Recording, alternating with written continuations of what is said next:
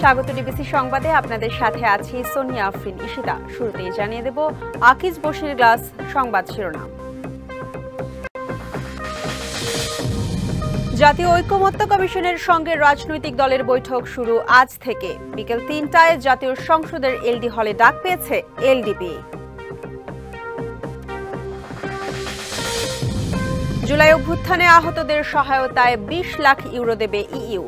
৮,০০০ ব্যক্তির সহায়তায় করা হচ্ছে প্রকল্প।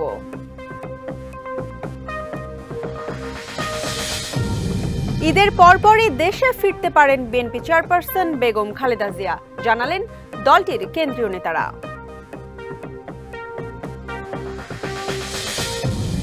হাজার কোটি টাকার পানি শোধনাগার প্রকল্প নিয়ে বিপাকে চট্টগ্রাম ওয়াসা। ধীর গতিতে আবাসিক সংযোগ বাড়লেও শূন্যের কোটায় বাণিজ্যিক সংযোগ।